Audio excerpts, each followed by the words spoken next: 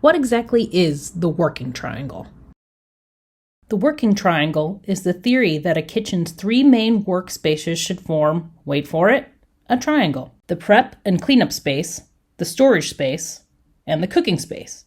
Let's take a look at this kitchen as an example. Right now, the only functional space here is a tiny corner between the sink and the stove. The person using this kitchen might feel there isn't enough prep space or find themselves crossing back and forth unnecessarily. By adjusting the plumbing so the sink is centered under the window, we gain more countertop space for prepping closer to the stove and balance out the kitchen significantly. For even more space, let's move the refrigerator over and add one more set of cabinets.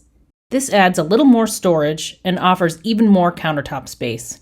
And there you have it, a functional space for cooking and entertaining. Thanks for watching. Please subscribe and follow us on social media. Links are in the description.